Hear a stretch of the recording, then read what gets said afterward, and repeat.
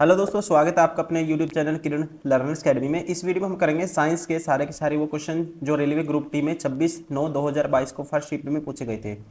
हम कर रहे हैं दोस्तों इस बुक का वीडियो सोल्यूशन। बहुत सारे सेट ऑलरेडी कवर कर चुके हैं, टोटल 99 सेट है। ठीक है, किरण पब्लिकेशन की ये बुक है, इसी का हम कर रहे हैं वीडियो सोल्यूशन। इससे पहले बहुत सारे सेट अगर आप नए स्टूडेंट हो वो नहीं देखे, आप वो भी प्ले में जाकर देख सकते हो। फर्स्ट क्वेश्चन है, the distance between the pole and centre of curvature of a concave mirror of radius is, ठीक है, ऑफ कर्वेचर 100 सेंटीमीटर इज। दोस्तों ध्यान रखेंगे, डिस्टेंस बिटवीन कहाँ, पोल और सेंटर ऑफ कर्वेचर के बीच का जो डिस्टेंस होता है ना, उसे बोलते हैं रेडियस ऑफ कर्वेचर। ठीक है, और इसकी वैल्यू क्या है, ऑलरेडी 100 की है। ठीक है, तो राइट आंसर क्या होगा, 100 centimetre. Option 4 is correct. Question number 2, निम्नांकित चित्र का ध्यानपूर्वक पढ़िए। परनखली परखनली परखनली बी में नीला रंग नहीं दिखने के संबंध में सही विकल्प की पहचान कीजिए। अब इसमें यह है देखो, आयोडीन का विलयन, जल, वाटर, उबलते हुए चावल, ठीक है, और उबलते हुए चबाए हुए चावल। अब दोस्तों इसको ध्यान से देखोगे, ध्यान रखेंगे, जो सेलिवरी अमाइलेज होता है प्रेजेंट इन सेलिवा, जो ब्रेक डाउन करेगा स्टार्च इनटू शुगर, किसको, स्टार्च को शुगर में। और ध्यान रखेंगे, there is no starch present in the test tube after the treatment of boiled rice with saliva, so there is no colour change to blue black. ठीक है, तो हम कह सकते हैं saliva break down the starch to sugar. Sugar का formula क्या होता है, C12H22O11।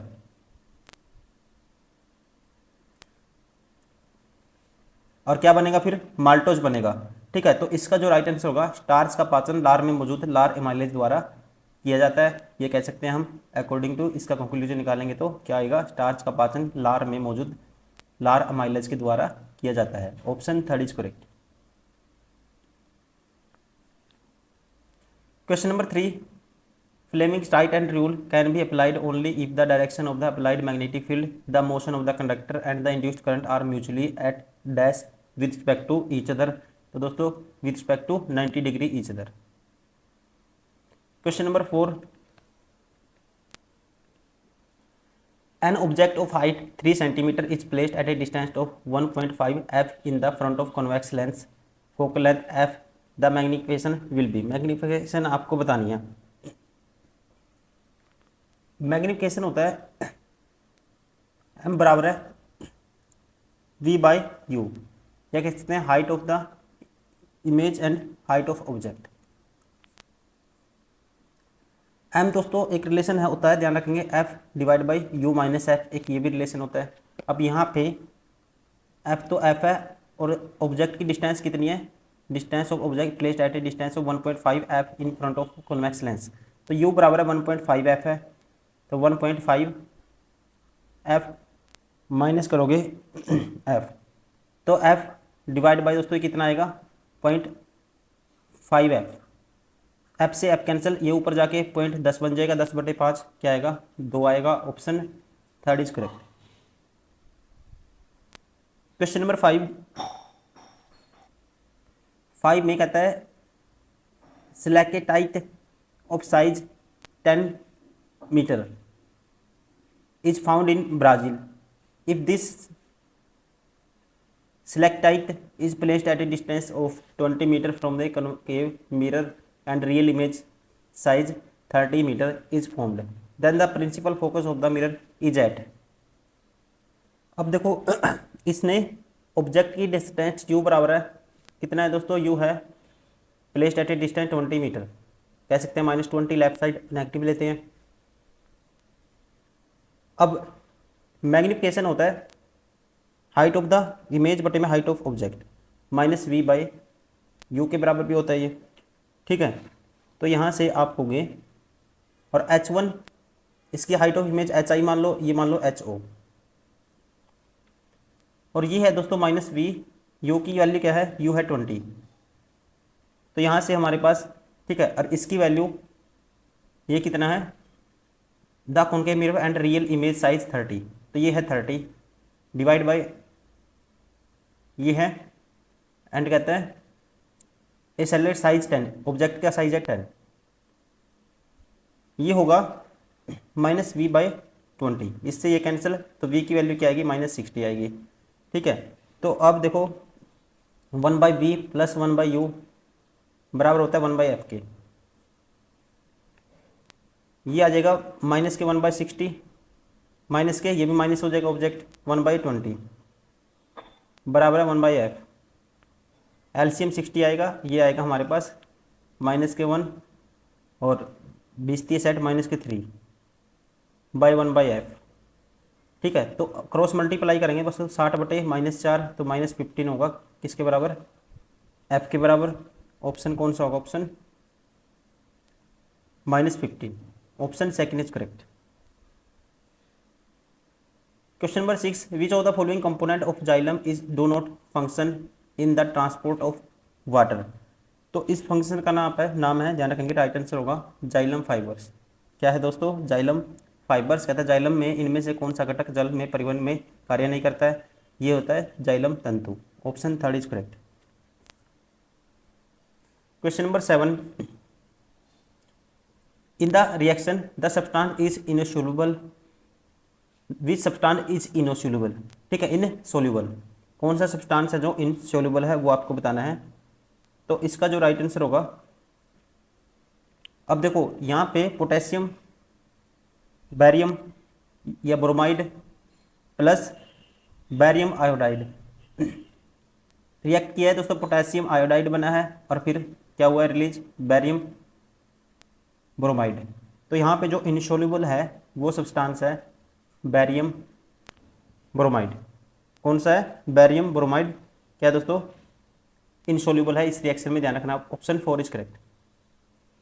Question number 8, the energy lost in the form of heat is an electrical circuit is.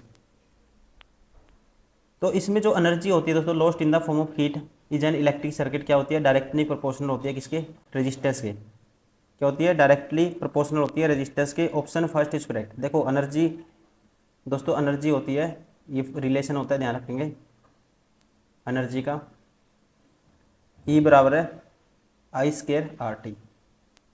ठीक है, तो किसके, पहले ऑप्शन दिए हुए directly proportional to resistance. Option first is correct.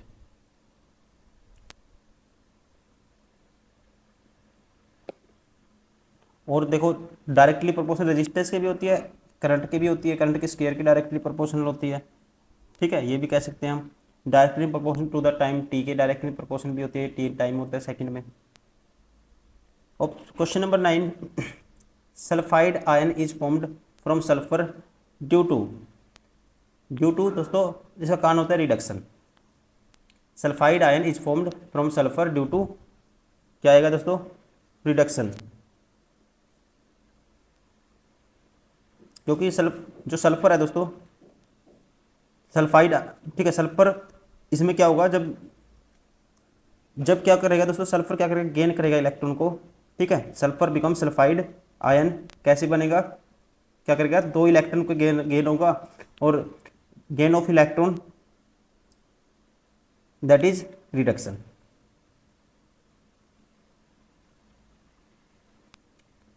Question number 10, dash is calcium sulphate Hemy hydrate.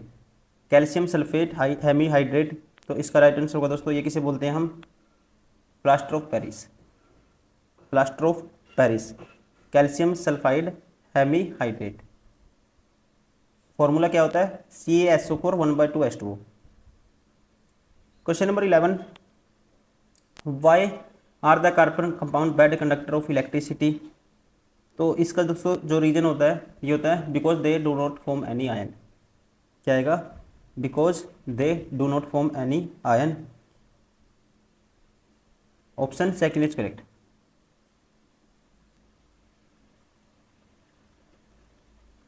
Question number 12, the device which convert mechanical energy into electrical energy that is dynamo. Dynamo क्या करता है, mechanical energy into किस में convert करेगा, electrical energy. Option second is correct.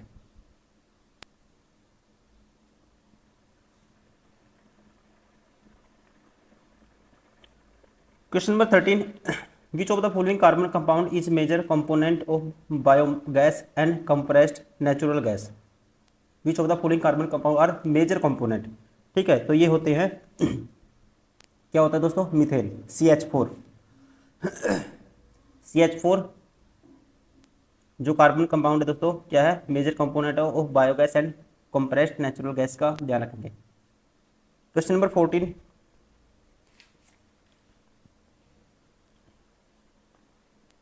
Where can we find plumule in a plant. कहता है पादपों में परागपुर कहाँ पाया जाता है, ये पाया जाता है सीड में, किसमें, बीजों में। Option second is correct. Question number 15, which of the following statement is correct. Correct बतानी है आपको कौन सी है। With respect to the modern periodic table the atomic number is equal to the only number of proton in neutral atom. ये दोस्तों क्या है, गलत है। न्यूट्रल एटम में क्या होता है, number of electron is equal to the number of proton.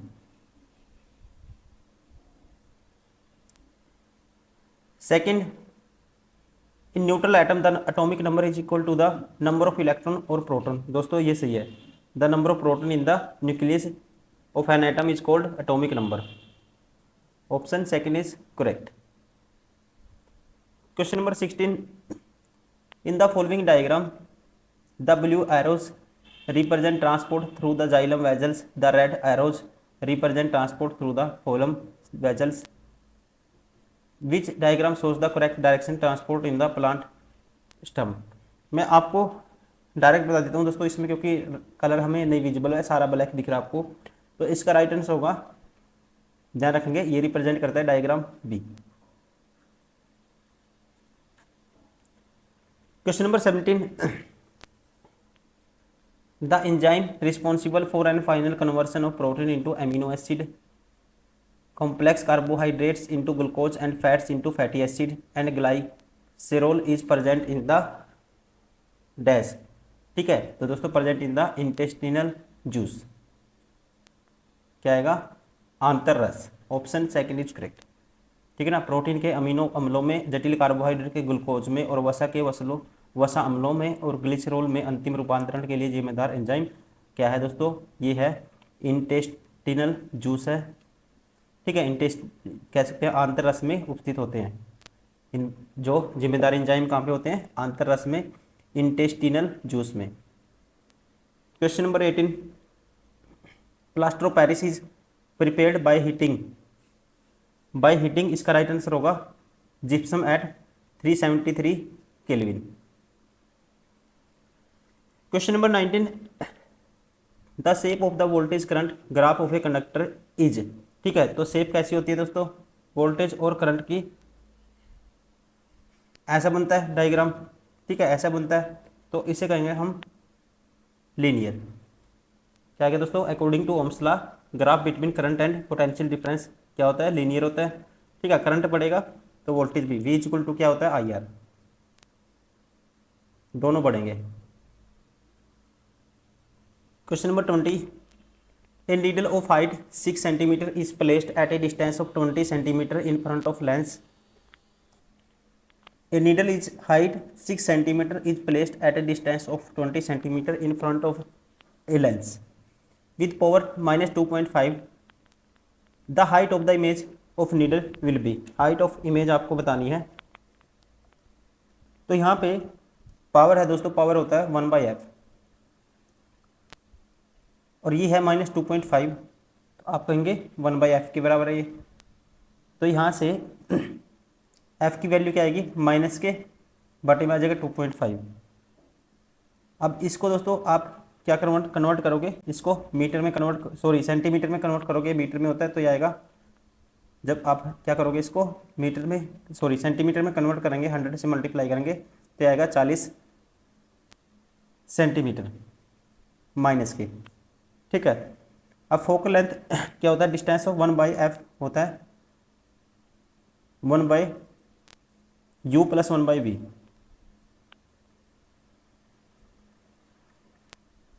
तो यहाँ से आप कह सकते हो माइनस के 1/40 किसके बराबर होगा, 1/u कितना है, 20 है। ठीक है, तो लेफ्ट साइड नेगेटिव लेते हैं, -20।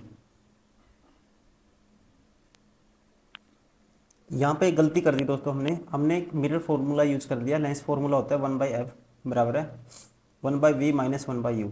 ठीक है, तो v माइनस माइनस प्लस हो जाएगा, तो मैं इसको डायरेक्ट प्लस कर देता हूँ, माइनस माइनस प्लस, क्योंकि माइनस लेते हैं और माइनस फार्मूला में भी होता है, प्लस हो जाएगा प्लस 1/v। तो ये उस साइड जाएगा फिर माइनस का, तो 40 एलसीएम आएगा दोस्तों, ये आएगा माइनस के 1 और ये माइनस के 2 आएगा। ठीक है, ये आएगा 1/v, तो माइनस के 3/40 बराबर 1/v। तो v की वैल्यू डिस्टेंस ऑफ इमेज क्या आएगा, -40/3 सेंटीमीटर। यहाँ तक क्लियर होगा आपको। अब आपको गिवन है, आपको निकालना क्या है दोस्तों, the height of the image of the needle, height of image निकालनी है। उसके लिए हम यूज करेंगे मैग्निफिकेशन फॉर्मूले का। इसका यूज करेंगे मैग्निफिकेशन फॉर्मूले का। इसको हटा देता हूँ, ये तो हो ही गया, आपको समझ आ ही गया होगा।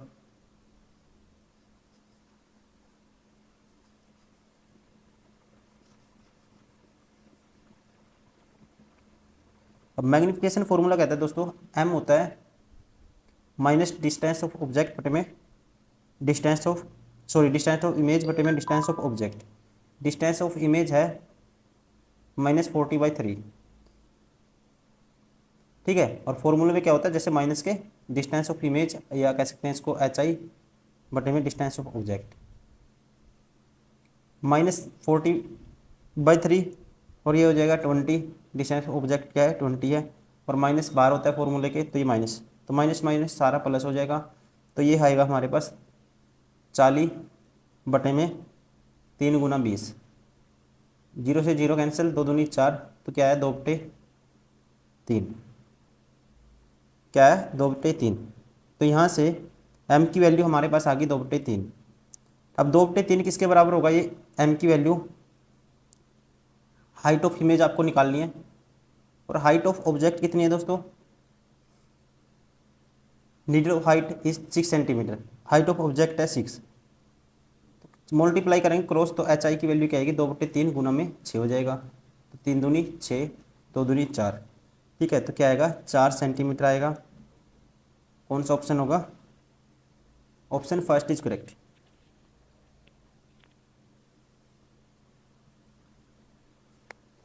Question number 21, according to the Dovnier's triad, which of the following element could be placed between calcium and barium?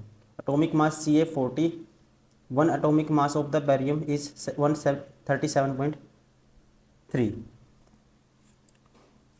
तो यहाँ से दोस्तों जो डोबिनियर ट्रायड है, ये कहता है, इसने अपने जो ट्रायड है दोस्तों, उनको increasing order of their element को increasing order of their atomic masses में इसने रखा, और कहा कि जो बीच वाला एलिमेंट है ना, उसका जो अर्थमेट, दोनों का जो पहला और तीसरे का जो एवरेज होगा ना, वो बीच वाले का क्या होना चाहिए, उतना एटॉमिक मास बीच वाले का होना चाहिए।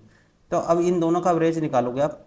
ठीक है, और वो दोनों का एवरेज लगभग किसके बराबर आएगा, इसके बराबर नहीं आएगा, इसके बराबर नहीं आएगा, किसके बराबर आएगा लगभग, इसके बराबर आएगा। तो हम कहेंगे किसको प्लेस करेंगे, स्ट्रोंटियम को। ठीक है, और एटॉमिक मास क्या है 87.62, option 4 is correct. Question number 22, the magnitude of the magnetic field of A current carrying conductor is increases with increase in right answer होगा करंट। क्या आएगा दोस्तों, करंट आएगा। ठीक है, ध्यान रखेंगे करंट क्या होता है, डायरेक्टली प्रोपोर्शनल होता है फोर्स के। अब जब करंट हाई होगा, फोर्स क्या होगा दोस्तों, कंडक्टर के अंदर हाई होगा, और उसकी वजह से जो मैग्नीट्यूड होता है दोस्तों फोर्स का इंक्रीज हो जाएगा, और करंट का फ्लो क्या हो जाएगा, बढ़ जाएगा, करंट कैरिंग कंडक्टर का जो मैग्नेटिक फील्ड के अंदर है। ऑप्शन राइट होगा, क्या होगा दोस्तों, increase with increase in current, option 4 is correct. ये है दोस्तों सारे के सारे वो क्वेश्चन थे जो रेलवे ग्रुप डी के एग्जाम में पूछे गए थे। ये सारे के सारे क्वेश्चन 26/9/2022 को फर्स्ट शिफ्ट में। उम्मीद करता हूँ वीडियो पसंद आई होगी। Thank you very much.